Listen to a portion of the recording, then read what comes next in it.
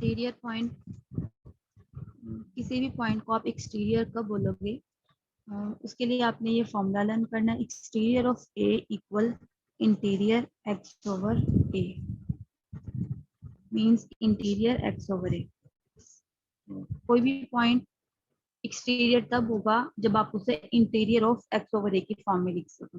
Definition इसके देखते हैं, let X be a metric space A be a subset of X, then a point X belongs to X is called a exterior point of A. Means कि आप x को exterior point कब बोलोगे, अगर वो if it is interior of X over A. Means के definition आपकी यही होगी अगर वो इंटीरियर है एक्स ओवर ए का। एक्चुअली में जो क्लास एक्सटीरियर का मीनिंग है आपके पास, जैसे इंटीरियर में आपने पढ़ा था कि वो आपके पास ये वाला रीजन आता है, इंटीरियर में आपके पास ये रीजन होता है, लेकिन अब एक्सटीरियर की बात हो रही है तो एक्सटीरियर का मीनिंग है कि आपके पास अब ये वाला रीजन होगा। ये मीन्स के एक्स में से आपने एक को माइनस करना है, ये पूरी स्पेस एक्स थी आपके पास, ये कंप्लीट स्पेस जो लिखी हुई है वो एक्स है, एक्स में से आपने एक को माइनस करना है और उस पर इंटीरियर अप्लाई कर दोगे। इंटीरियर का मीनिंग है कि इसको ओपन ही रखना, क्लोज नहीं करना। तो एक्स ओवर ए पर जब आप इंटीरियर अप्लाई कर दोगे तो वो आपके पास एक्सटीरियर आ जाएगा, मीन्स कि ये चीज आपके पास एक्सटीरियर के इक्वल। दोबारा से देख लो, आपके पास जो इंटीरियर पॉइंट होता है वो सेंटर वाला रीजन होता है, ये रीजन होता है, ठीक है, ये वाला रीजन, ये जो ए इंटीरियर।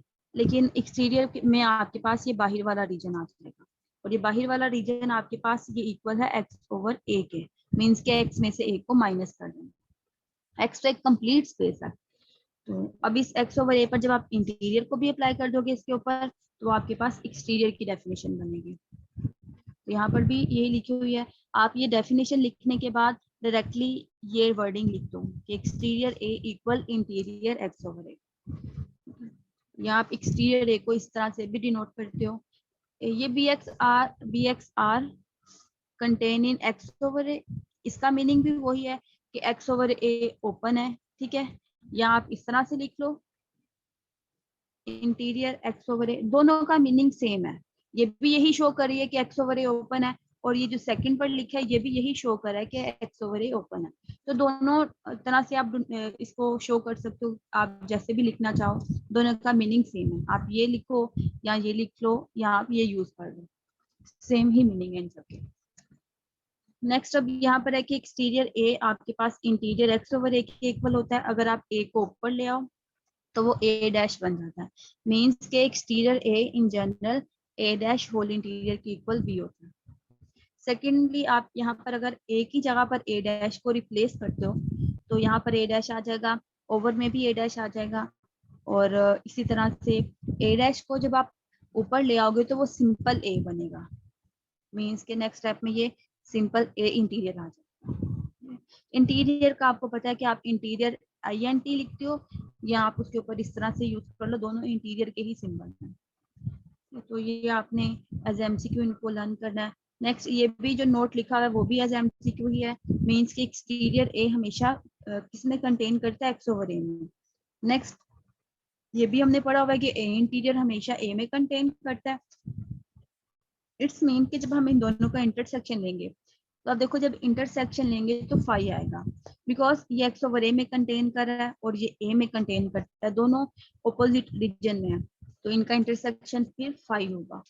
सिमिलरली सेकंड प्रॉपर्टी है एक्सटीरियर एक्स इक्वल फाई, ये कैसे होगा, एक्सटीरियर एक्स फाई के इक्वल होता है, ये आप यहाँ से फाइंड भी कर सकते हो। अगर आप इस डेफिनेशन को यूज करो, यहाँ पर ए की जगह पर एक्स लिख दो, ठीक है, जब आप ए की जगह पर एक्स लिखोगे तो अब यहाँ पर ओवर में भी एक्स आ जाएगा, इंटीरियर एक्स ओवर एक्स, ठीक है, तो एक्स और एक्स कैंसिल हो जाएंगे तो इसलिए यहाँ पर फाई आ जाएगा। एक्सटीरियर एक्स इक्वल 5 भी होता है, और इसी तरह से एक्सटीरियर ए का इंटरसेक्शन जब आप ए के साथ लोगे तो वो भी 5 होगा।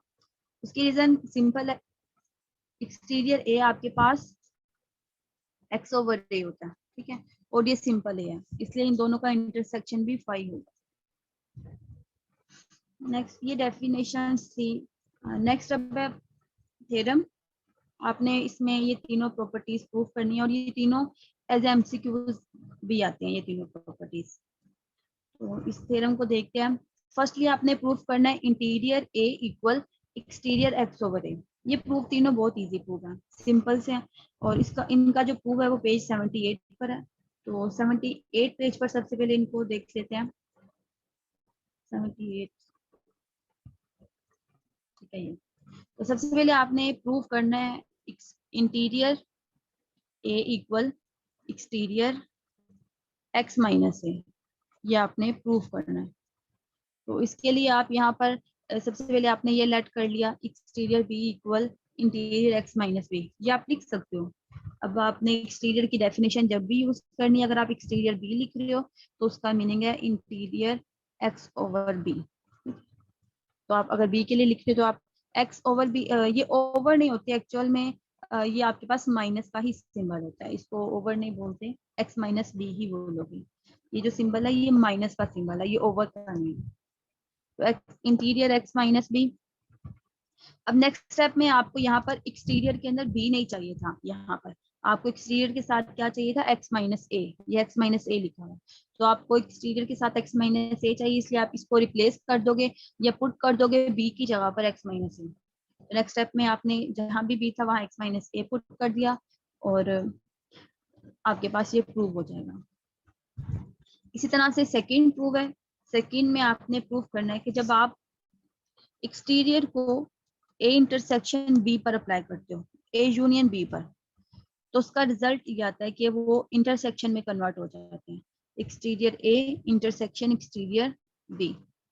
तो ये एक रिजल्ट है जो आप एमसीक्यूज में अक्सर आ जाता है। ठीक है, जब आप एक्सटीरियर को यूनियन पर अप्लाई करते हो तो वो इंटरसेक्शन में चेंज हो जाते हैं। तो इसका प्रूफ देखते हैं। आपने लेफ्ट हैंड साइड ले ली intersection exterior A union B. Next step में आप इसकी डेफिनेशन यूज करोगे और अब x minus A union B को आप डैश की फॉर्म में लिख सकते हो। मींस कि अगर कोई टर्म x माइनस ए लिखी हुई है या x इस तरह से लिखी हुई है तो आप इन दोनों को इस तरह से लिख सकते हो a डैश की फॉर्म में। तो अब x minus A union B को आप इस तरह से लिख सकते हो। नेक्स्ट अब जब डैश को आप ओपन करोगे तो यहाँ पर एक डिमॉर्गन लॉ यूज करोगे आप। डिमॉर्गन लॉ यही है कि आपके पास यूनियन, एक्चुअली में यहाँ डिमॉर्गन लॉ यूज नहीं हो रहा,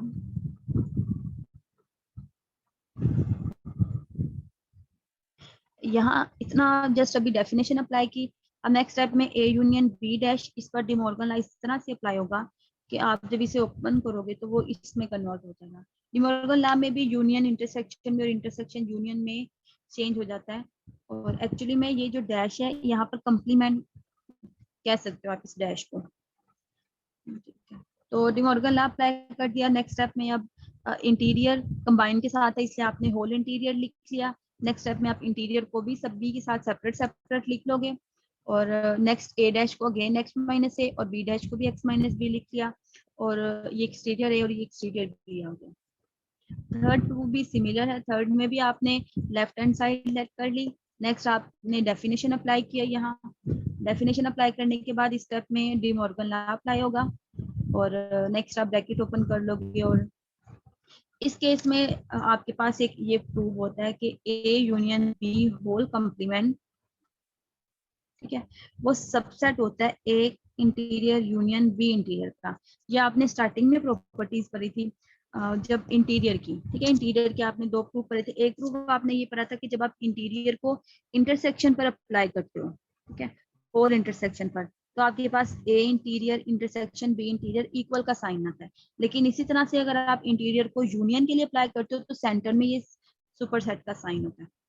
ठीक है, ये आप उस प्रॉपर्टी में देखना इसको जहां पर आपने इंटीरियर के प्रूफ्स किए थे। तो वहां इसलिए आप यहाँ पर सबसेट का साइन यूज करोगे, इक्वल नहीं यूज करोगे।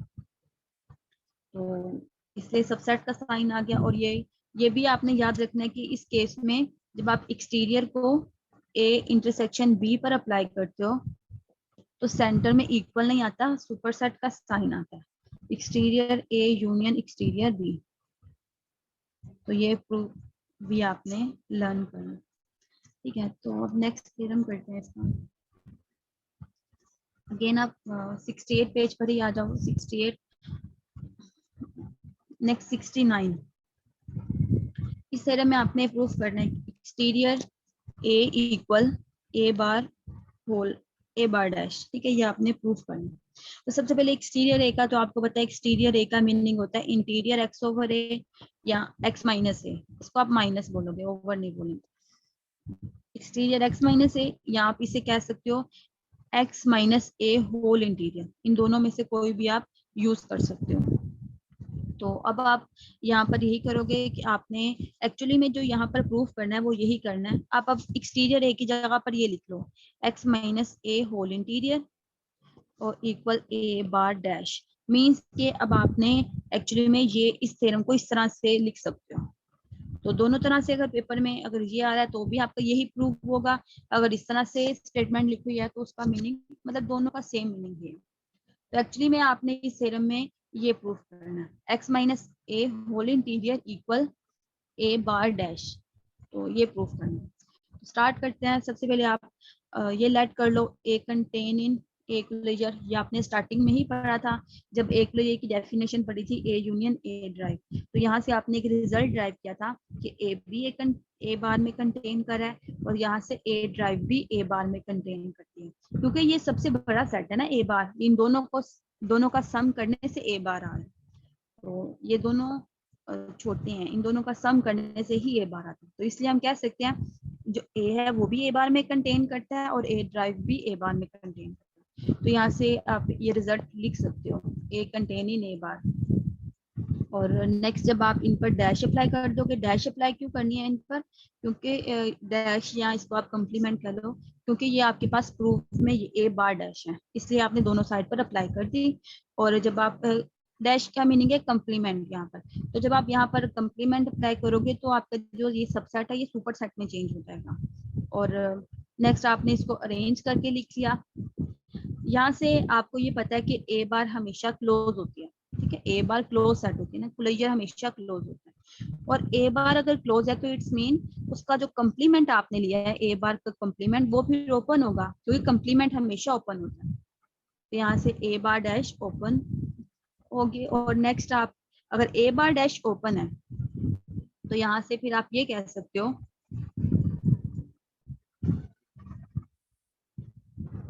तो यहाँ पर एक और पॉइंट है, A bar is close subset of X, और जब कंप्लीमेंट अप्लाई किया तो इसका भी और इस दोनों का मींस के नेक्स्ट स्टेप में आपने लिखा कि A bar whole complement is open subset of X over A, दोनों पर ही कंप्लीमेंट यूज होगा, एक पर नहीं अप्लाई कर सकते।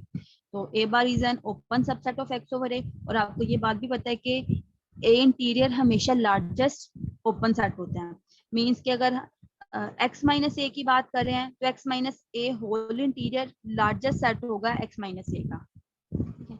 जैसे हम कहते हैं A interior is the largest set of A, ठीक है, ये लार्जेस्ट होता है ए से। इसी तरह से यहाँ पर फिर हम ये भी कह सकते हैं x minus A whole interior largest set है एक्स माइनस ए का। तो उसके अकॉर्डिंग अगर ये सबसे लार्जेस्ट है, ये भी एक्स माइनस ए के अंदर ही आ रहा है, और ये वाली जो टर्म है ये सबसे लार्जेस्ट है, तो आप यहाँ से ये कह सकते हो मीन्स के ये टर्म इसमें कंटेन करती है। ये टर्म भी एक्स माइनस ए में आ रही थी, बट ये वाली जो टर्म थी वो सबसे लार्जेस्ट टर्म है एक्स माइनस ए की। तो आप ये कह सकते हो कि ए मीन्स के ये जो टर्म है ये स्मॉल है और ये कंटेन करती है x minus A whole interior. तो ये अभी आपके पास सेंटर में सबसेट का साइन है, लेकिन आपको पता है कि इन दोनों के दरमियान इक्वल का साइन होना चाहिए। एक्चुअली में आपने इनके दरमियान इक्वल का साइन ये प्रूव करना। अभी सिर्फ आपका फर्स्ट पार्ट प्रूव होगा, अब आप इसी तरह से इसका कन्वर्ट्स करोगे, और कन्वर्ट्स करने से भी आपके पास एक सबसेट आएगा, और उन दोनों को जब आप कंबाइन करोगे तो ये इक्वालिटी प्रूव हो जाएगी। तो कन्वर्ट्स पार्ट देखते हैं। कन्वर्ट्स पार्ट में लेट कर लो x belongs to right hand side, और फिर हमने ए बार से स्टार्ट किया था, अब कन्वर्ट्स में हम x minus A whole interior से स्टार्ट करेंगे। अब यहाँ से इसका मीनिंग है x इंटीरियर पॉइंट है x माइनस ए का, तो अगर x इंटीरियर पॉइंट है तो इंटीरियर पॉइंट की डेफिनेशन के अकॉर्डिंग आप ये लिख सकते हो, क्योंकि जब भी हम ए इंटीरियर की डेफिनेशन लिखते थे तो हम ये कहते थे, ये चीज लिख सकते हैं, ठीक है। तो इसी तरह से ये चीज हम x माइनस ए के लिए भी लिख सकते हैं। ये बाय डेफिनेशन ये सारा लिख लिया, और इन शॉर्ट हम ये कह सकते हैं x belongs to x minus A. और इट्स मीन अगर x माइनस ए से बिलोंग करता है तो वो ए से नहीं करेगा।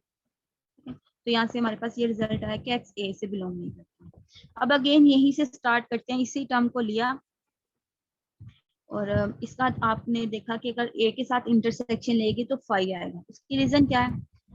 उसकी रीजन ये है कि आपके पास जो बी एक्स आ रहा है वो x माइनस ए में कंटेन करती है। इट्स मीन वो a में कंटेन नहीं करेगी, ठीक है, वो ए में कंटेन नहीं करेगी, इसलिए इन दोनों का इंटरसेक्शन फाई होगा। इसमें से x को माइनस करेंगे तो भी फाई ही आएगा। So x is not a limit point of A. यहाँ से हम ये कह सकते हैं x a का लिमिट पॉइंट भी नहीं है।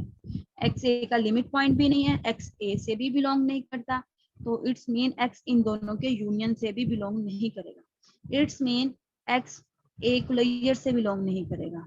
ये बात समझ आई है? हम ए यूनियन ए ड्राइव की जगह पर एक लेयर लिख सकते हैं, क्योंकि A bar equal A union A derived होता है, ये हमने पढ़ा हुआ, ठीक है, डेफिनेशन। ये दोबारा से देख लो, यहाँ से आपने कहा एक्सटीरियर इंटीरियर पॉइंट है, इंटीरियर पॉइंट की डेफिनेशन यहाँ तक लिख लिया आपने। अगर x माइनस ए से बिलोंग नहीं करता तो वो ए से करेगा। नेक्स्ट स्टेप में आपने वहीं से स्टार्ट किया, B X are contain in x minus A. Next आपको पता है जब आप इसका ए के साथ इंटरसेक्शन लोगे तो भी फाई आएगा, इसमें से x माइनस कर दो तो भी फाई आएगा। So x is not a limit point, so x A drive से भी बिलोंग नहीं करता, वो ए से भी नहीं करेगा, और इन दोनों से नहीं करता तो वो इन दोनों के यूनियन से भी नहीं करेगा, इसलिए हमने कहा कि वो एक लेयर से बिलोंग नहीं करता। अगर वो ए बार से बिलोंग नहीं करा, इट्स मीन वो ए बार डैश से बिलोंग करेगा। बस अब x की जगह पर आपने जो लेट किया था वो पुट कर दो और सेंटर में सबसेट आ गया। अब इन दोनों को आप इक्वेशन 2 एंड 3 को कंबाइन कर लोगे तो आपके पास ये प्रूव हो जाएगा।